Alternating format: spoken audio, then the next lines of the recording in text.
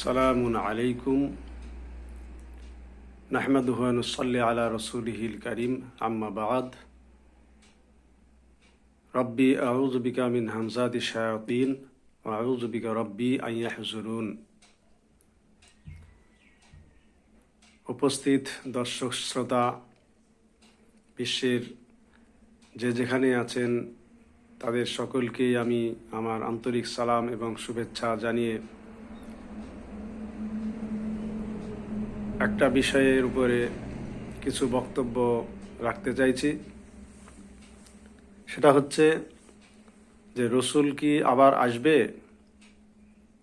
নাকি 1400 বছর আগে হজরত মুহাম্মদ সাল্লাল্লাহু আলাইহি ওয়াসাল্লামের ইন্তেকালের পর রসুলের ধারা বন্ধ হয়ে গেছে। এই বিষয়টার উপরে সামান্য কিছু আলোকপাত করব। প্রচলিত ধারণা অনুযায়ী আমরা মনে করে থাকি যে হজরত মুহাম্মদ সাল্লাল্লাহু আলাইহি ওয়াসাল্লাম মারা যাওয়ার পর নবীর আগমনের ধারা, রসুলের আগমনের ধারা বন্ধ হয়ে গিয়েছে।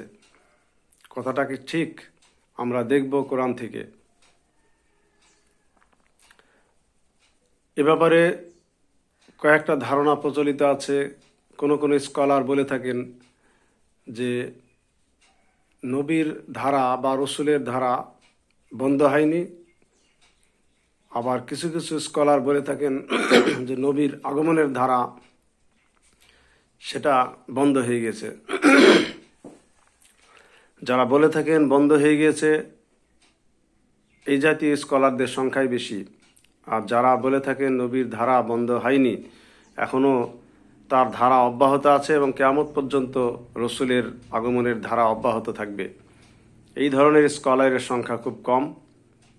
তো কম অথবা বেশি যাই হোক না কেন, সেটা বড় কথা নয়। বড় কথা হচ্ছে যে কোরআন থেকে কোন ধারণাটা আমরা বুঝতে পারি, অর্থাৎ কোরআন দ্বারা কোন ধারণাটা প্রমাণিত, সেটাই আমরা দেখব।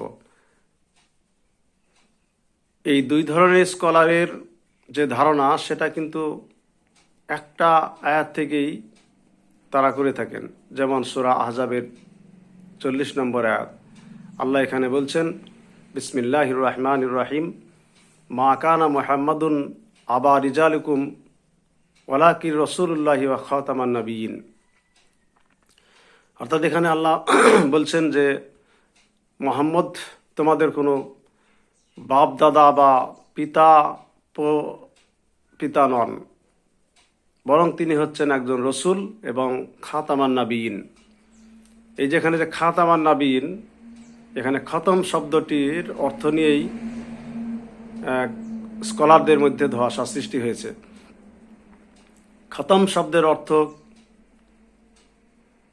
কেউ কেউ করছেন যে মোহর, আবার কেউ কেউ করছেন খতম শব্দের অর্থ শেষ, যেটাকে আমরা বলি আখেরে নবী। আখেরে নবী মানে শেষ নবী। যদিও আরবিতে আখের শব্দটি আছে, তারপরেও খতম শব্দ দিয়ে কেন আল্লাহ বললেন? তো খতম এবং শেষ, অর্থাৎ খতমের অর্থ শেষ নাকি মোহর? এখন কোরআনে কোনটা সামঞ্জস্যপূর্ণ, কোরআন কোন ধারণাটিকে বেশি বলবৎ করে, সেটাই আমরা এখন দেখব।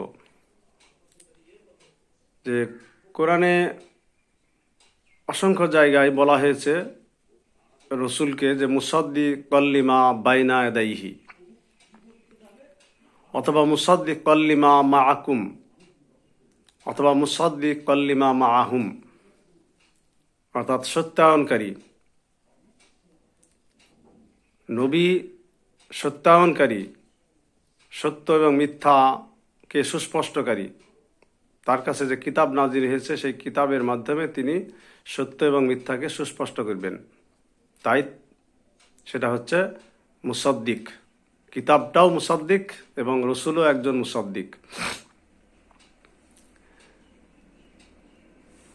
আবার যদি ধরি যে নবী আবার আসবেন, তাহলে সেটা আবার কোরআনের কতকগুলো আয়াতের পরিপন্থী হয়ে যায় এবং সেই আয়াতগুলো আমাদের কাছে দুর্বোধ্য হয়ে যায়। যেমন সূরা নাহাল 89 নম্বর আয়াত, সূরা ইমরান 164 নম্বর আয়াত এবং সূরা জুমারের 71 নম্বর আয়াত। সূরা আল ইমরানের 164 নম্বর আয়াতে আল্লাহ বলেন যে লাকাদ মান্নাল্লাহু আলাল মুমিনিন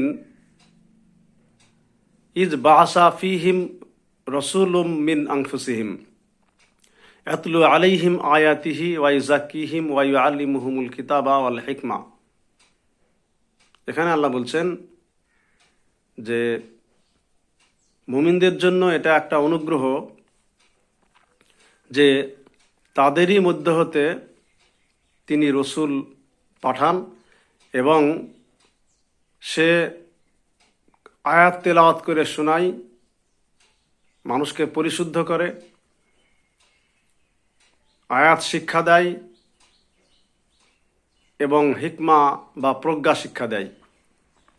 তাহলে এখান থেকে বোঝা গেল যে হিকমা বা প্রজ্ঞা শিক্ষা দেওয়া হচ্ছে রসুলের কাজ, কোরআন তেলাওয়াত করা হচ্ছে তার কাজ, এবং এই কাজটা কন্টিনিউয়াসলি প্রক্রিয়ায় চলতে থাকবে। এটা একটা চলমান প্রক্রিয়া।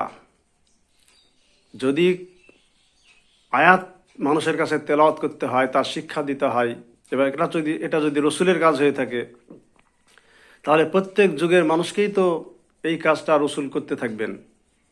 যে কোনো একটা যুগে কোরআন তেলাওয়াত হয়েছে, কোরআনের শিক্ষা দেওয়া হয়েছে রসুলের মাধ্যমে, আর পরবর্তীকালে আর রসুল শিক্ষা দেবেন না, কোরআনে আয়াত তেলাওয়াত করবেন না, এমন হলে তো সেটা রসুলের দায়িত্ব হয় না। এই কারণে এই আয়াত দ্বারা বোঝা যাচ্ছে যে রসুলকে অবশ্যই প্রত্যেকটা যুগে প্রত্যেকটা মানুষের কাছে থাকতে হবে, কোরআন মানুষের কাছে পৌঁছানোর জন্য, কোরআন তেলাওয়াত করার জন্য, কোরআন শিক্ষা দেওয়ার জন্য অবশ্যই প্রতিটা যুগে রসুলের উপস্থিতি থাকা প্রয়োজন। অতঃপর যদি আমরা দেখি সূরা নাহাল 89 নম্বর আয়াত, সেখানেও আল্লাহ বলছেন যে ইয়াওমা নাবআসু ফি কুল্লি উম্মতি শাহিদা আলাইহিম মিন আনফুসিহিম ওয়া জিনা বিকা শাহিদা আলা হাউলাই। যে আমি সেদিন প্রত্যেক উম্মতের মধ্যে হতে রসুল উপস্থিত করব, মানে প্রত্যেক উম্মতের মধ্যে হতে একজন সাক্ষী উপস্থিত করব, এবং তোমাকেও আমি তাদের উপরে সাক্ষী হিসাবে তুলব। তাহলে এখান থেকে বোঝা গেল যে রসুলকে সাক্ষী হিসাবে তোলা হবে মানুষের জন্য, আবার যে সমস্ত মানুষের জন্য রসুলকে সাক্ষী তোলা হবে তারাও আবার রসুলের সাক্ষী হবেন। তবে রসুলও সাক্ষী হবেন তাদের উপরে, আবার তারাও হবে রসুলের উপরে সাক্ষী। এখন ভাবুন যে যদি কোনো রসুলকে সাক্ষী হতে হয় কোনো যুগের মানুষের, তাহলে তাকে সেই মানুষের কাছে উপস্থিত থাকা প্রয়োজন।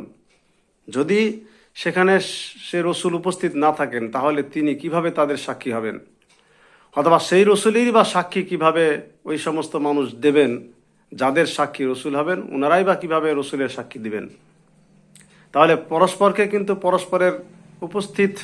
পরস্পরের কাছে উপস্থিত থাকতে হবে। কোনো অনুপস্থিত রসুল কখনো কোনো মানুষের সাক্ষী হতে পারে না। তৃতীয় আর একটি আয়াত হচ্ছে সূরা জুমার 71 নম্বর আয়াত।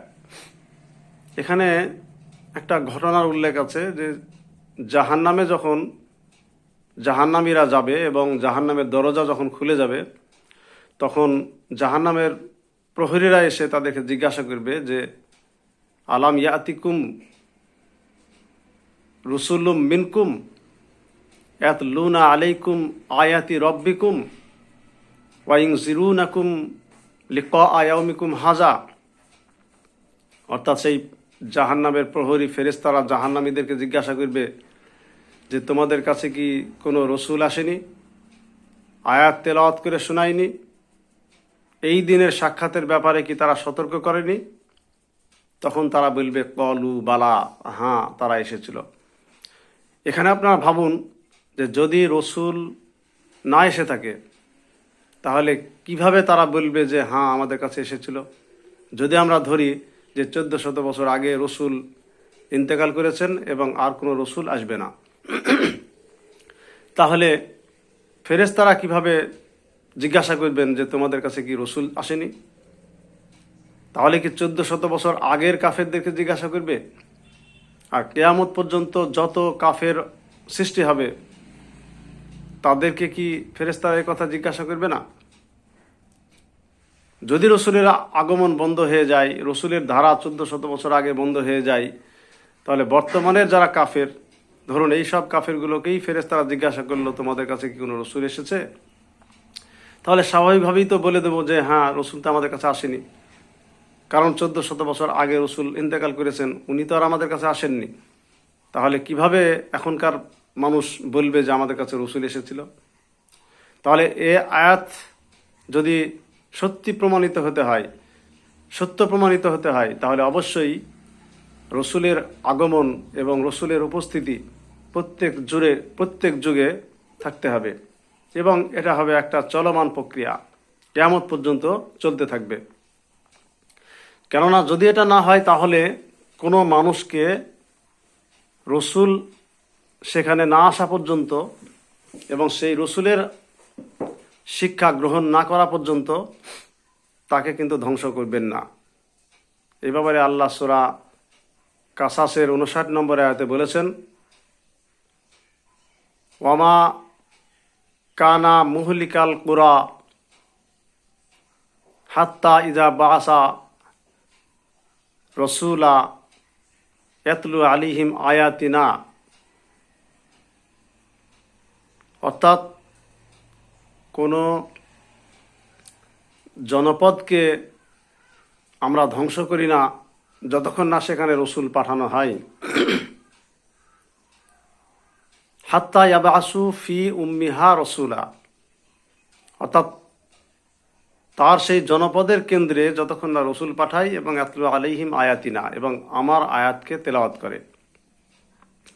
তাহলে বোঝা গেল যে আল্লাহর আয়াতকে যতক্ষণ না কোনো রসুল কোনো জনপদে তেলাওয়াত করছেন, তাদেরকে বুঝাচ্ছেন, ততক্ষণ সেই জাতিকে ধ্বংস করবেন না, যদি সেই রসুলের আয়াত শোনার পর অস্বীকার না করে।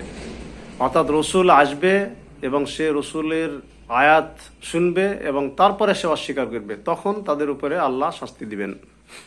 তাহলে এই সব আয়াতগুলো কিন্তু আমাদের কাছে অবান্তর হয়ে যায়।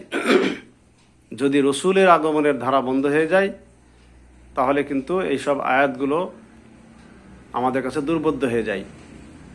অতএব আপনারা এই আয়াতগুলো স্বাধীনভাবে ভাবুন, যে আয়াতগুলো আমি উল্লেখ করলাম সেই আয়াতগুলো স্বাধীনভাবে ভাবুন। কোনো প্রকার কোরআন বহির্ভূত কোনো কিতাবের ধারণা বা কোরআন বহির্ভূত কোনো ধারণা নিয়ে বা কোরআন বহির্ভূত কোনো কিতাবের প্রভাবে প্রভাবিত হয়ে যদি আমরা আমাদের ধারণাকে গড়ে তুলি, তাহলে কিন্তু আয়াতগুলো সঠিকভাবে আমরা উপলব্ধি করতে পারবো না। আয়াতগুলোকে সঠিকভাবে উপলব্ধি করতে গেলে স্বাধীনভাবে চিন্তা ভাবনা করা প্রয়োজন, ব্রেন এবং বুদ্ধি খাটানো প্রয়োজন। কারণ হলো যে আল্লাহ প্রত্যেকটা আয়াতকে বোঝার জন্য বুদ্ধি বিবেক প্রয়োগ করতে বলেছেন। কেননা বুদ্ধি বিবেক প্রয়োগ করে জ্ঞান কাজে লাগিয়ে যখন আমি চিন্তা ভাবনা করব, তখনই কিন্তু আল্লাহ সেই আয়াতের বোধ জাগিয়ে দেবেন। সে কারণে আল্লাহ অনেক জায়গায় বলেছেন যে যারা জ্ঞানী বা যারা আলেম জ্ঞান রাখে তাদের জন্যই নিদর্শন রয়েছে। যেমন ধরুন সূরা 38, অর্থাৎ 38 নম্বর সূরা 29 নম্বর আয়াত, আল্লাহ বলেন যে কিতাবুন আনজালনাহু ইলাইকা মুবারাকুন লিয়াদ্দাব্বারু আয়াতিহি ওয়া লিয়াতাযাক্কারা উলুল আলবাব। যে এটা একটা বরকতময় কিতাব যেটা তোমার কাছে নাজিল করা হয়েছে, যার আয়াতগুলো চিন্তা ভাবনা করতে পারে এবং শিক্ষা গ্রহণ করতে পারে যারা জ্ঞানী। আর অনেক জায়গায় বলেছেন ইন্না ফি যালিকা লা আয়াতাল লিউলিল আলবাব, নিশ্চয় যারা জ্ঞানী তাদের জন্য এর মধ্যে নিদর্শন আছে। তাহলে বোঝা গেল যে আয়াতকে বুঝতে গেলে জ্ঞানের প্রয়োজন, আর যারা জ্ঞান খাটায় তারাই কিন্তু আয়াতের বোধ পেয়ে যায় আল্লাহর পক্ষ থেকে। আর যারা জ্ঞান খাটায় না, জ্ঞান কাজে লাগায় না, অন্যের দ্বারা প্রভাবিত হয়, অন্ধ অনুসরণ করে, অন্ধ আনুগত্য করে থাকে, কোনো কিছু না বুঝে অন্যের ধারণা অনুযায়ী চলে, তারা কিন্তু কোরআনের বোধ পায় না। সে কারণে আমরা কিন্তু সঠিকভাবে কোরআনের বোধ পাচ্ছি না, কারণ আল্লাহর আয়াতের প্রতি আমাদের চিন্তা গবেষণা এগুলা বন্ধ হয়ে গেছে। যখন থেকে আমাদের আল্লাহর আয়াতের প্রতি চিন্তা গবেষণা ভাবনা রিসার্চ এগুলো বন্ধ হয়ে গিয়েছে, তখন থেকেই আমাদের ভিতরে কোরআনের যে বোধ, কোরআনের যে ধারণা সেটাও স্তব্ধ হয়ে গিয়েছে।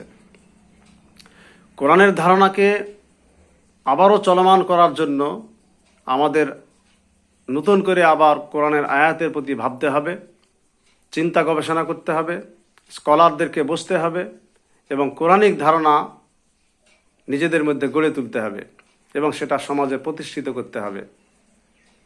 আজকে লক্ষ্য করুন যে শয়তান কিন্তু তার ওহী অব্যাহত রেখেছে।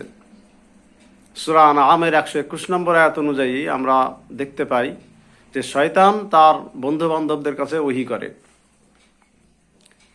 যাতে করে মানুষের মধ্যে বিতর্ক করতে পারে আল্লাহর পথ থেকে বাধা দেওয়ার জন্য। তাহলে শয়তান যদি ওহী করে এবং শয়তান যদি মানুষকে বিভিন্ন দিক থেকে পথভ্রষ্ট করে, উপর থেকে নিচে থেকে ডাইনে থেকে বামে থেকে চতুষ্পার্শ্ব থেকে যদি শয়তান মানুষকে পথভ্রষ্ট করার জন্য সে ওহী পাঠায়, তাহলে তার মোকাবেলা করার জন্য তার প্রতিদ্বন্দ্বী হিসাবে রসুল কেন আবার আসবে না? কারণ রসুল তো শয়তান তো কিয়ামত পর্যন্ত থাকবে, সে পথভ্রষ্ট করতে থাকবে কিয়ামত পর্যন্ত, মানুষও কিয়ামত পর্যন্ত থাকবে, আল্লাহর কিতাবও থাকবে,